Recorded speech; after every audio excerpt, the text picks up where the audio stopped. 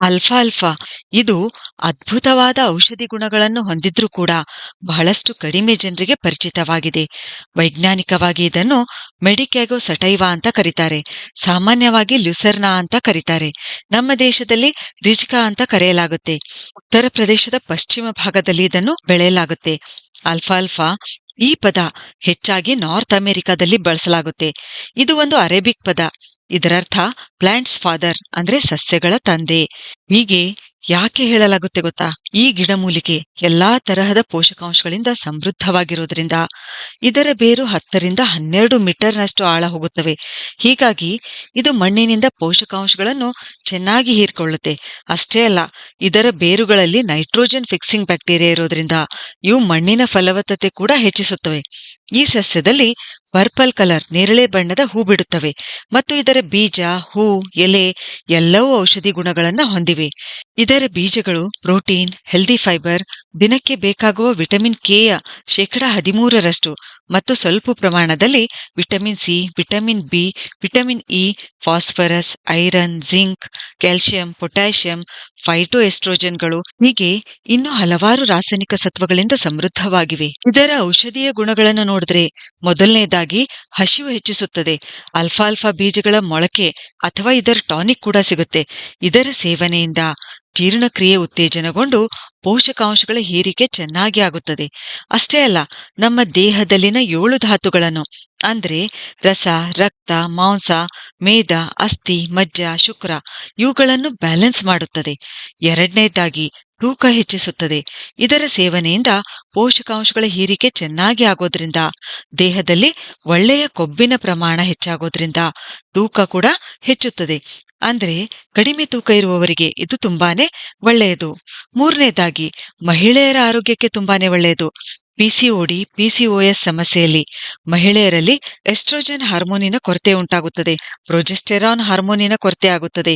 ಇದರಿಂದ monthly cycle disturb ಆಗುತ್ತೆ. ಈ ಬೀಜದಲ್ಲಿರ್ತಕ್ಕಂಥ ಕೆಲವು ಮೈಕ್ರೋ ಎನ್ಸೈಮ್ಗಳು ನಮ್ಮ ದೇಹದ ಈ ಹಾರ್ಮೋನ್ಗಳನ್ನ ಬ್ಯಾಲೆನ್ಸ್ ಮಾಡುತ್ತವೆ. ಪಿಸಿಒಡಿ, ಪಿಸಿಒಎಸ್ ಸಮಸ್ಯೆ ಬ್ಯಾಲೆನ್ಸ್ ಮಾಡುವಲ್ಲಿ ಸಹಾಯ ಮಾಡುತ್ತವೆ. ಅಷ್ಟೇ ಅಲ್ಲ, ಅಲ್ಫಾಲ್ಫಾ ಸೇವನೆ ಮೆನೋಪಾಸ್ ಸಮಯದಲ್ಲಿ ಕೂಡ ಲಾಭ ಕೊಡುತ್ತೆ. ಯಾಕೆಂದ್ರೆ ಇದರಲ್ಲಿ ಫೈಟೋ ಎಸ್ಟ್ರೋಜನ್ಗಳು ಕಂಡುಬರುತ್ತವೆ. ಇವುಗಳಿಂದ ನಮ್ಮ ದೇಹದಲ್ಲಿ ಎಸ್ಟ್ರೋಜನ್ ಕೊರತೆ ಆಗಲ್ಲ. ಮೆನೋಪಾಸ್ ಸಮಯದಲ್ಲಿ ಸ್ವಲ್ಪ ರಿಲೀಫ್ ಸಿಗುತ್ತೆ. ಪ್ರೆಗ್ನೆನ್ಸಿ ಸಮಯದಲ್ಲಿ ಕೂಡ ಇವುಗಳ ಸೇವನೆ ಸುರಕ್ಷಿತ.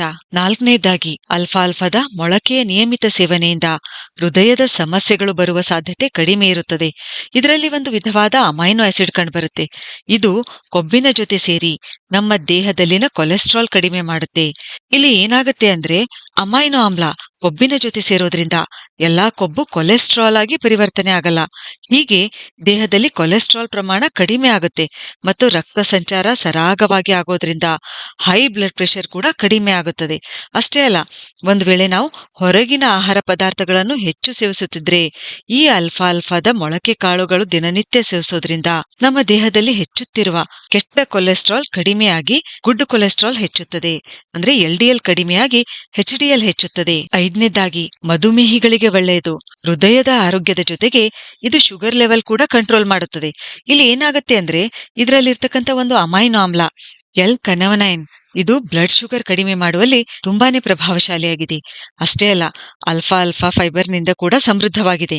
ರಕ್ತದಲ್ಲಿ ಗ್ಲೂಕೋಸ್ ಲೆವೆಲ್ ಬೇಗ ಸ್ಪೈಕ್ ಆಗಲ್ಲ. ಗ್ಲೈಸೆಮಿಕ್ ಇಂಡೆಕ್ಸ್ ಕೂಡ ನಿಯಂತ್ರಣದಲ್ಲಿರುತ್ತೆ. ಆದ್ದರಿಂದ ಮಧುಮೇಹಿಗಳಿಗೂ ಇದು ಒಳ್ಳೆಯದು. ಆರನೇದಾಗಿ ನಿದ್ರಾಹೀನತೆ ಸಮಸ್ಯೆ ಇದ್ದಾಗ ಈ ಅಲ್ಫಾಲ್ಫಾ ತುಂಬಾನೇ ಸಹಾಯ ಮಾಡುತ್ತೆ. ಅದು ಹೇಗೆ ಅಂದ್ರೆ ಇದು ಮೆಲಟೋನಿನ್ ಹಾರ್ಮೋನ್ ನಿಯಂತ್ರಣ ಮಾಡುತ್ತೆ. ಈ ಹಾರ್ಮೋನು ಪೀನಿಯಲ್ ಗ್ರಂಥಿಯಲ್ಲಿ ತಯಾರಾಗುತ್ತೆ. ಈ ಹಾರ್ಮೋನ್ ನಮ್ಮ ಸ್ಲೀಪ್ ಸೈಕಲ್ ನಿಯಂತ್ರಣ ಮಾಡಿ ಚೆನ್ನಾಗಿ ನಿದ್ರೆ ತರಿಸುತ್ತೆ. ಅದಕ್ಕೆ ಅಲ್ಫಾಲ್ಫಾ ನಿದ್ರಾಹೀನತೆ ಸಮಸ್ಯೆ ನಿವಾರಿಸುವಲ್ಲಿ ಕೂಡ ಸಹಾಯ ಮಾಡುತ್ತೆ. ಸ್ಟ್ರೆಸ್ ಕೂಡ ಕಡಿಮೆ ಮಾಡುತ್ತೆ. ಏಳನೇದಾಗಿ ಚರ್ಮದ ಆರೋಗ್ಯಕ್ಕೆ ಒಳ್ಳೆಯದು. ಯಾಕೆಂದ್ರೆ ಇದು ಪ್ರೋಟೀನ್ ನಿಂದ ಸಮೃದ್ಧವಾಗಿದೆ ಮತ್ತು ಅಲ್ಫಾಲ್ಫಾದಲ್ಲಿರ್ತಕ್ಕಂಥ ಕ್ಲೋರೋಫಿಲ್ ವಿಟಮಿನ್ ಎ ಇಂದ ಸಮೃದ್ಧವಾಗಿರುತ್ತೆ. ಇದು ನಮ್ಮ ಚರ್ಮದ ರೇಡಿಯನ್ಸ್ ಅಂದ್ರೆ ನಮ್ಮ ಚರ್ಮದ ಹೊಳಪು ಏನಿದೆಯಲ್ಲ ಅದನ್ನು ಹೆಚ್ಚಿಸುತ್ತೆ. ಎಂಟನೇದಾಗಿ ಇದರ ಸೇವನೆ ಕೂದಲಿನ ಆರೋಗ್ಯಕ್ಕೂ ಒಳ್ಳೆಯದು. ಕೂದಲಿನ ಥಿಕ್ನೆಸ್ ಹೆಚ್ಚಿಸುತ್ತದೆ. ಯಾಕೆಂದ್ರೆ ಇದು ವಿಟಮಿನ್ ಬಿ ಇಂದ ಸಮೃದ್ಧವಾಗಿದೆ. ಒಂಬತ್ತನೇದಾಗಿ ಇದರ ಸೇವನೆ ಕಣ್ಣಿನ ದೃಷ್ಟಿ ಹೆಚ್ಚಿಸುತ್ತದೆ. ನಮ್ಮ ಕಣ್ಣುಗಳ ಆರೋಗ್ಯ ಸುಧಾರಿಸುತ್ತವೆ. ಹತ್ತನೇದಾಗಿ ಆರ್ಥ್ರೈಟಿಸ್ ಇದ್ದವರಿಗೂ ಇದು ಒಳ್ಳೆಯದು. ಆರ್ಥರೈಟಿಸ್ ಉಂಟಾಗಲು ಮುಖ್ಯ ಕಾರಣ ಅಂದ್ರೆ ಕ್ಯಾಲ್ಸಿಯಂ ಮತ್ತು ವಿಟಮಿನ್ ಡಿ ಯ ಕೊರತೆ. ಅಲ್ಫಾಲ್ಫಾ ಇವುಗಳ ಹೀರಿಕೆ ಚೆನ್ನಾಗಿ ಆಗಲು ಸಹಾಯ ಮಾಡುತ್ತೆ. ಹೀಗೆ ಆರ್ಥರೈಟಿಸ್ ಇದ್ದವರಿಗೂ ಕೂಡ ಇದು ಲಾಭ ಕೊಡುತ್ತೆ. 11ನೇದಾಗಿ ಹಿಮೋಗ್ಲೋಬಿನ್ ಕಡಿಮೆ ಆಗಿ ಸುಸ್ತು ಅನಿಸಿದಾಗ ಈ ಅಲ್ಫಾಲ್ಫಾ ತುಂಬಾನೇ ಲಾಭ ಕೊಡುತ್ತೆ. ಯಾಕೆಂದ್ರೆ ಇದು ಕಬ್ಬಿಣದ ಅಂಶ ಕೂಡ ಹೊಂದಿದೆ. ಅನಿಮಿಯಾ ನಿವಾರಿಸುವಲ್ಲಿ ಇದು ಸಹಾಯ ಮಾಡುತ್ತೆ. 12ನೇದಾಗಿ ಥೈರಾಯ್ಡ್ ಸಮಸ್ಯೆ ಇದ್ದವರಿಗೂ ಇದು ತುಂಬಾನೇ ಒಳ್ಳೆಯದು. 13ನೇದಾಗಿ ಲಿವರ್ ಹೆಲ್ತ್ ಕಾಪಾಡುತ್ತೆ. ವಿಟಮಿನ್ ಕೆ ನಿಂದ ಸಮೃದ್ಧವಾಗಿರೋದ್ರಿಂದ ಇದು ಲಿವರ್ ಸರಿಯಾಗಿ ಕೆಲಸ ಮಾಡಲು ಸಹಾಯ ಮಾಡುತ್ತೆ. ಇನ್ನು 14ನೇದಾಗಿ ಕ್ಯಾನ್ಸರ್ ಜೊತೆ ಹೋರಾಡಲು ಇದು ಸಹಾಯ ಮಾಡುತ್ತೆ. ಕ್ಯಾನ್ಸರ್ ಇರತಕ್ಕಂಥವರಿಗೂ ಕೂಡ ಇದು ತುಂಬಾನೇ ಆರೋಗ್ಯಯುತ ಆಹಾರ ಪದಾರ್ಥ ಅಂತ ಹೇಳ್ಬೋದು. ಇನ್ನು ಇದು ಚಿಕ್ಕ ಮಕ್ಕಳಿಂದ ಹಿಡಿದು ಎಲ್ಲಾ ವಯಸ್ಸಿನವರಿಗೂ ಒಳ್ಳೆಯದು. ಇದನ್ನು ಹೇಗೆ ಬಳಸಬೇಕು? ಬೀಜಗಳನ್ನು ಮೊಳಕೆ ತರಿಸಿ ಸೇವಿಸಬಹುದು. ಇದರ ಹಿಟ್ಟು ಮಾಡಿ ಬೇರೆ ಹಿಟ್ಟುಗಳ ಜೊತೆ ಬೆರೆಸಿ ಸೇವಿಸಬಹುದು. ಸಾಂಬಾರು ಮಾಡಿ ಸೇವಿಸಬಹುದು. ಅಥವಾ ಇದರ ಟಾನಿಕ್ ಕೂಡ ಸಿಗುತ್ತೆ ಮಾರ್ಕೆಟ್ನಲ್ಲಿ. ಅದು ವಿಶೇಷವಾಗಿ ಏನಂತಂದ್ರೆ ಆಲ್ಫಾ ಟಾನಿಕ್ ಜಿನ್ಸೆಂಗ್ ಜೊತೆ ಇದ್ರೆ ಅದು ತುಂಬಾನೇ ಆರೋಗ್ಯಕ್ಕೆ ಒಳ್ಳೆಯದು. ಸರಿ, ಹಾಗಾದ್ರೆ ಮುಂದಿನ ವಿಡಿಯೋದಲ್ಲಿ ಮತ್ತೊಂದು ಉಪಯುಕ್ತವಾದ ಮಾಹಿತಿಯೊಂದಿಗೆ ಭೇಟಿಯಾಗೋಣ. ಧನ್ಯವಾದಗಳು.